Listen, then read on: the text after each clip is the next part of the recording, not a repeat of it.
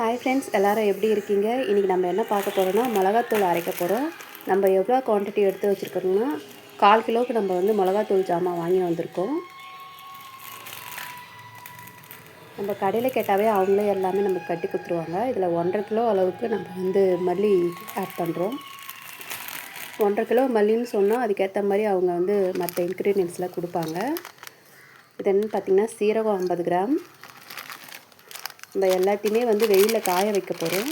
மிளகு 50 கிராம், சோம்பு 50 கிராம், வெந்தயம் 50 கிராம். இது வந்து என்னென்னா இந்த மஞ்சள் சொல்லுவாங்க இல்லையா, மஞ்சள் கொம்பு மஞ்சள்.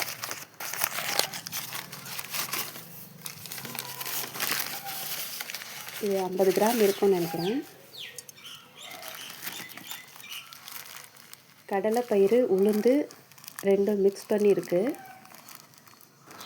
உளுந்து இல்லை, துவரம்பயிறு, சாரி.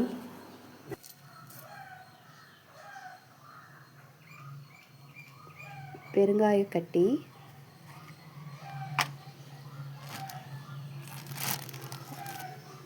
மிளகா. இது எல்லாத்தையும் நம்ம வெயிலில் காய வச்சுக்கலாம்.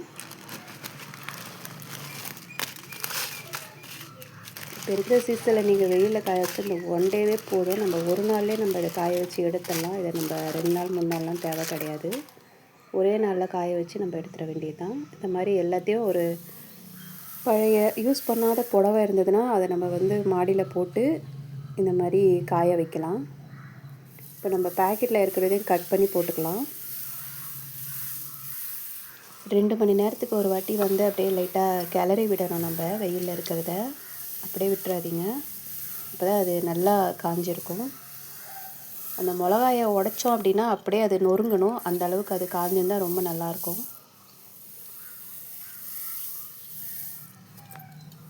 இப்போ இதை கட் பண்ணிக்கலாம்.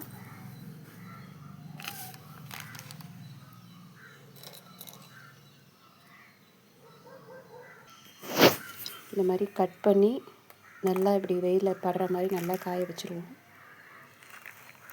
பெருங்காயத்தை நம்ம மிஷினில் கொடுக்கும்போது அதை வந்து நம்ம உடச்சி தான் கொடுக்கணும். அப்படியே கொடுத்தோன்னா மிஷினில் மாட்டிக்கும் சொல்லுவாங்க. அதனால் நம்ம அதை உடச்சி கொடுக்கலாம். இப்போ எல்லாத்தையும் நல்லா இந்த மாதிரி காய வச்சுக்கோங்க. நம்ம ஈவினிங்காக இதை மிஷினுக்கு எடுத்துகிட்டு போவோம்.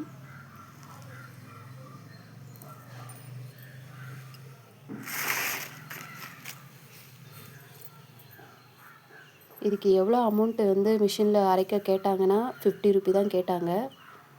இதே வந்து கிலோவுக்கு ஏற்ற மாதிரி அமௌண்ட் வந்து மாறும். ரொம்ப டேஸ்ட்டாக, ரொம்ப வாசனையாக நம்ம சூப்பரான மிளகாய்த்தூள் ரெடி. இந்த மாதிரி நீங்கள் ட்ரை பண்ணிங்கன்னா உங்கள் குழம்பு ரொம்ப டேஸ்ட்டாக இருக்கும். எங்கள் சேனலுக்கு சப்போர்ட் பண்ணுங்கள். தேங்க்யூ ஃபார் வாட்சிங்.